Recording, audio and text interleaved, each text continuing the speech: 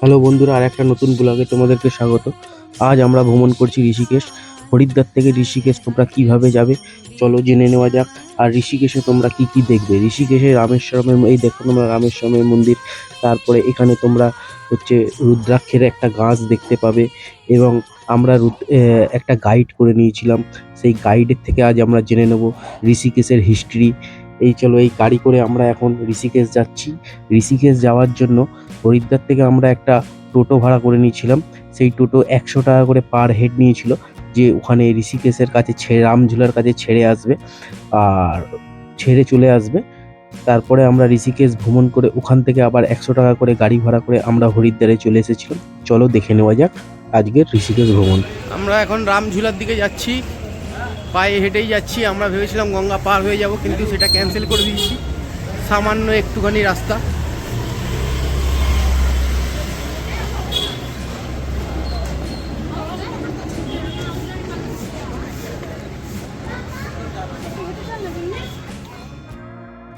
এই যে তোমরা যে এখন এই ঝুলাটা দেখছো, এটাই হচ্ছে রামঝুলা।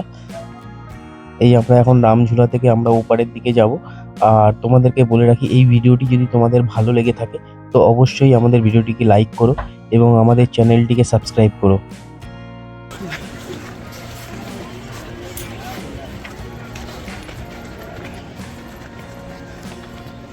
এই যে বন্ধুরা, তোমরা দেখো, এটা হচ্ছে রামঝুলা।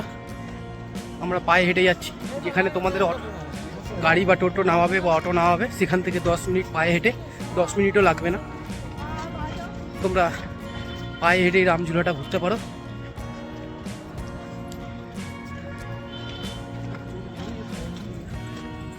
গঙ্গাটা দেখো তোমরা।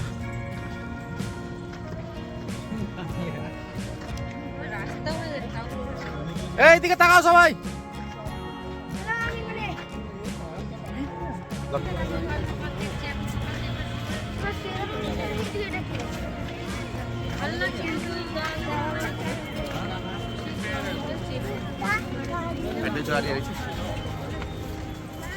এটা হচ্ছে রামেশ্বরম মন্দির।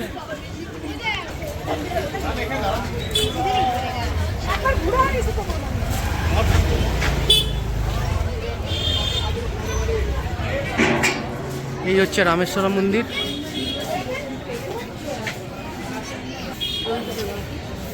ये शालिग्राम शिवलिंग है। अच्छा, 5 पांडवों द्वारा स्थापित किया हुआ। फर्स्ट भैया एक बार और बोलिए। सेकंड रामेश्वर मंदिर। भैया एक बार बोलिए। सेकंड रामेश्वर मंदिर। सेकंड रामेश्वर मंदिर शालिग्राम शिव। फर्स्ट रामेश्वर मंदिर जिसकी स्थापना श्रीराम प्रभु ने साउथ में किया, स्थापित स्फटिक शिवलिंग की। এইবার আমরা গীতা ভবনের দিকে যাচ্ছি। গীতা ভবনের দিকে আমাদের গাইডরা আমাদের এখানকার হিস্ট্রিটা বলবে, সেটা আপনাদেরকে আমরা শোনাবো এবং আমরাও শুনবো।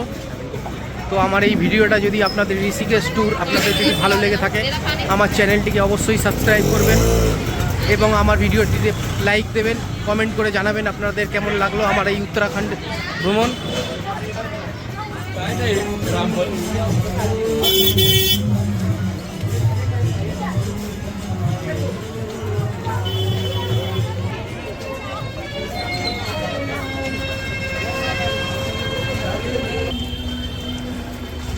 গঙ্গার পাশ থেকে আমরা এখন যাচ্ছি।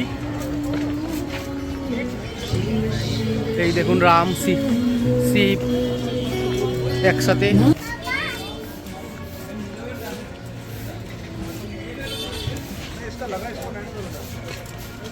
এইদিকে হনুমান আছে।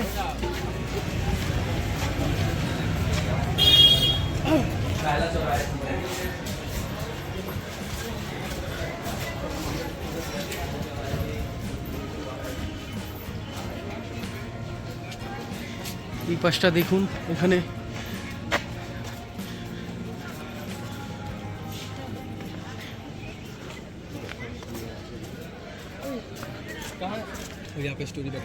এই এখন দেখলেন আপনারা গীতা ভবনে আমরা প্রবেশ করলাম। এবার আমাদের গাইড এখানকার হিস্ট্রি যেটা আছে উনি বলবেন, আপনারা শুনবেন। हाँ बोलिए। यह गीता भवन ऋषिकेश स्वर्ग। ऋषिकेश का जो पहला नाम था वो था हर्षिकेश। हर्षिकेश भगवान विष्णु का होता है। जब राम ऋषि यहाँ पे तपस्या कर रहे थे तो भगवान विष्णु ने हर्षिकेश के रूप में रखे। तब इस जगह का नाम ऋषिकेश पड़ा था। लेकिन बाद में जब ऋषि मुनियों को पता लगा कि जैन मुनि को भगवान विष्णु दर्शन दिए तो सभी ऋषि मुनि लेके आकर तपस्या करने लगे। अब ये पूरा नगरी ऋषि मुनियों का नगरी कहा जाता है, इसलिए इस जगह का नाम ऋषिकेश से ऋषिकेश पड़ गया। ठीक है, ये जो गीता भवन है, गीता प्रेस जो गोरखपुर वाले हैं उन्हीं के द्वारा बनाया गया आश्रम है।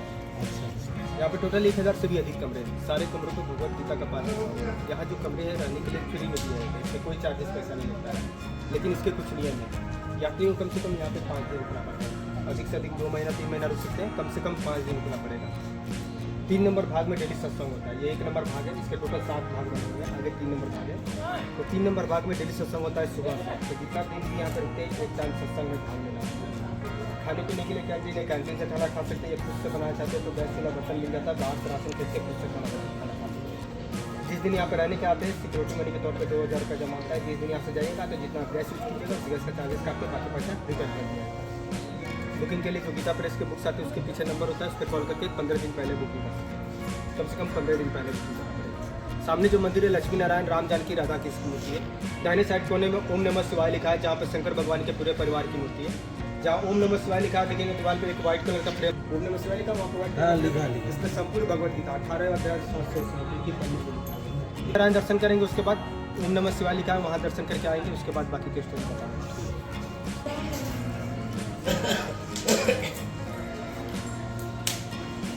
আমাদের গাইড যেটা বললো যে এখানে ভগবত গীতা লেখা আছে ওম নমঃ শিবায়ের পাশে, এই দেখুন এই হচ্ছে সম্পূর্ণ ভগবত গীতা এখানে লেখা আছে। ছবিটা পরিষ্কার আসছে না।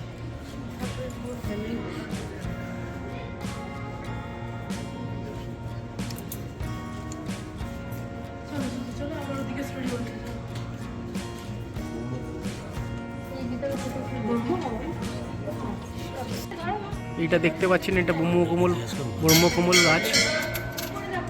12 বছরে একবারই ফোটে, এই গাছে ফুল আসে।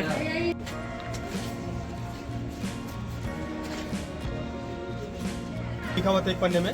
उसके बगल में जो बड़ा वाला पेड़ दिख रहा है वो है ब्रह्म कमल का पेड़। ये वाला এই আপনাদের में कमल का फूल चढ़ाते हैं ना, ब्रह्म कमल। এই আপনাদেরকে একটু আগে যেটা বললাম महीने में उसमें फूल लगता है। বছরে একবার এই গাছে ফুল ফোটে ব্রহ্মকমল। ये है लाल चंदन का पेड़ है, रक्त चंदन जिसे बोलते हैं। এই যে লাল ये जो চন্দন। पेड़ दिख रहा है ये है रुद्राक्ष का पेड़ है। अब थोड़ा सा इधर आ जाइए। भैया और एक बार बोलिए क्या पेड़ है? ये रुद्राक्ष का पेड़ है।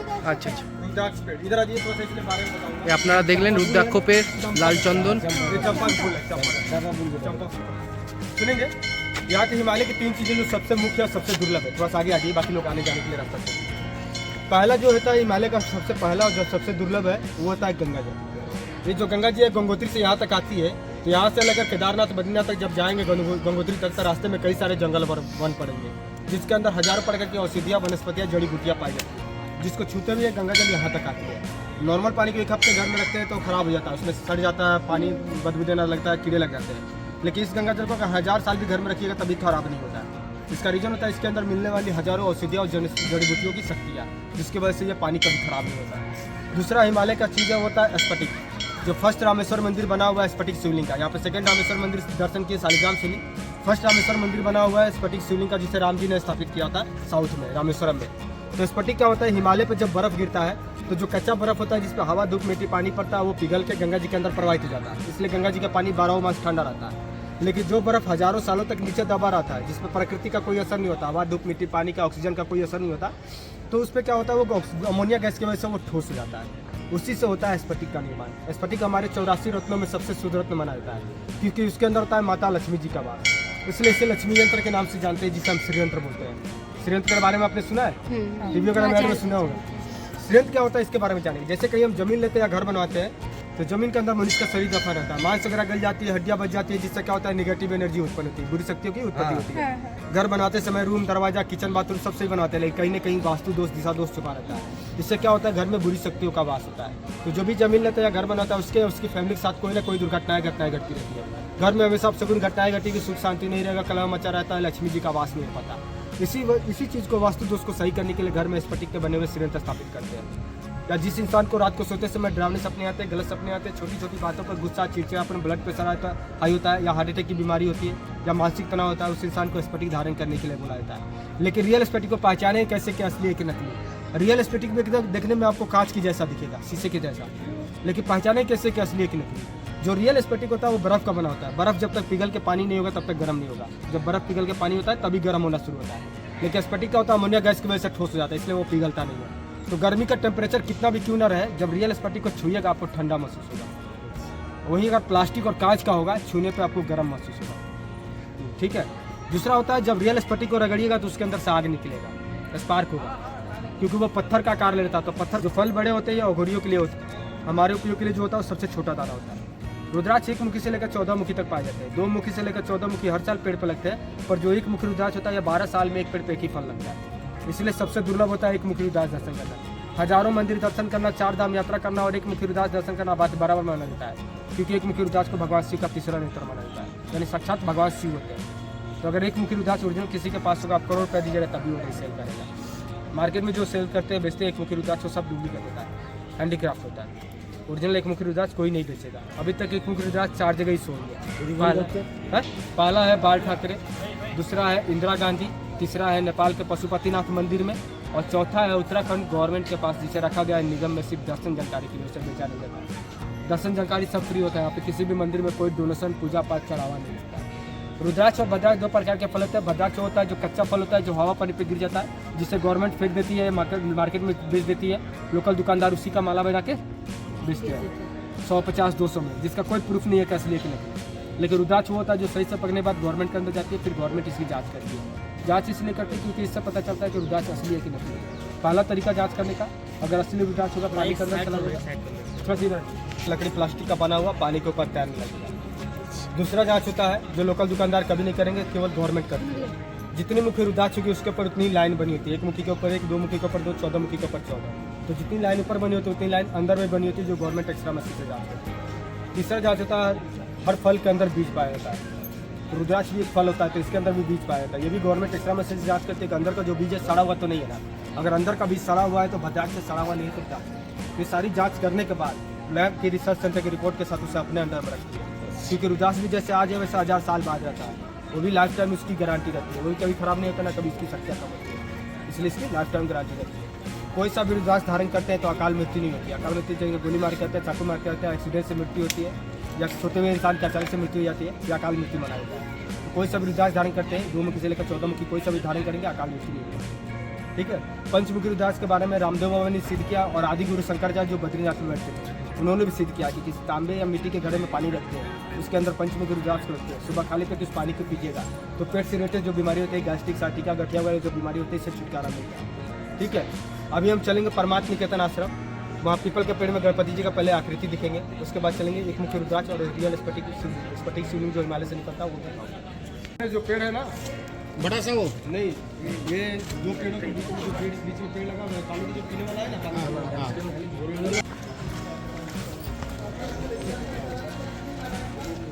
स्फटिक जो हिमालय का हजारों साल बर्फ दबे रहने के बाद, नीचे दबे रहने के बाद अमोनिया गैस की वजह से ठोस हो जाते हैं, तो ऐसा ही निकलता है स्फटिक हिमालय से। इसी को कटिंग करके ऐसे बनाया जाता है सिलेंडर। लेकिन मतलब काम कांच के जैसा दिख रहा है ना, इसे घर के वास्तु दोष, तीसरा दोष के लिए उपयोग किया जाता है। लेकिन इसको पहचाने कैसे कि असली की नकली। जब इसको रगड़ेंगे तो इसके अंदर से स्पार्क होगा, आग निकलेगा। ये पहचानने का तरीका होता है। लेकिन प्लास्टिक कांच का होगा, उसको रगड़ेगा तो उसके अंदर से आग निकलेगा। अंदर चलेंगे, एक मुखी रुद्राक्ष के दर्शन जानकारी करेंगे। सामने जो दिख रहा है ना स्फटिक शिवलिंग, ठीक है। पहले एक मुखी रुद्राक्ष दर्शन जानकारी करेंगे, उसके बाद स्फटिक शिवलिंग ऊपर स्फटिक बंधुरा देखो स्फटिक शिवलिंग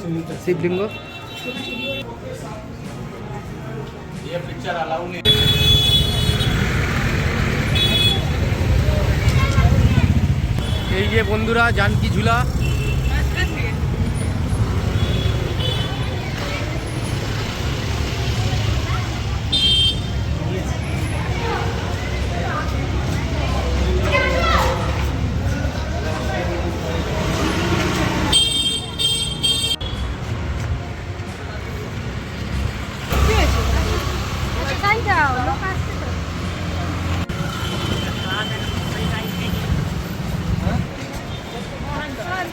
মাত্র 2 ঘন্টার মধ্যে এইভাবে আপনারা রাম ঝুলা হয়ে, জানকী ঝুলা হয়ে, গীতা ভবন দেখে ঋষিকেশ ভ্রমণ ছাড়তে পারেন। মাত্র 100 টাকা গাড়ি ভাড়া খরচা হবে আসার সময়, আর যাওয়ার সময় আর একটু কম হয়ে যাবে। এই দেখুন গঙ্গা, দেখুন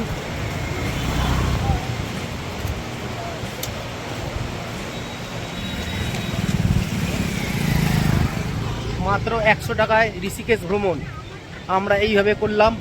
প্রথমে আমরা রামঝুলার ওই দিক দিয়ে আমরা গীতা ভবন, তারপরে আপনার হচ্ছে গিয়ে রুদ্রাক্ষের গাছ দেখলাম, বছরে 12 বছরে যে একবার ফুল ফোটে সেই ব্রহ্মকমলের গাছ দেখলাম। দেখে আমরা এখন জানকী ঝুলা দিয়ে আমরা এখন হরিদ্বারের দিকে যাব। এই সামনেই অটো পাওয়া যায়, টোটো পাওয়া যায়, 80 টাকার মতন ভাড়া লাগবে, আমরা হরিদ্বার পৌঁছে যাব।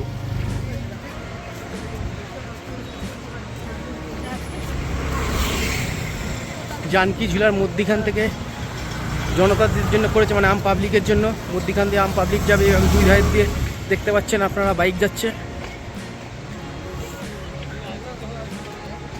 কোনো অসুবিধা হচ্ছে না আমাদের হাঁটতে।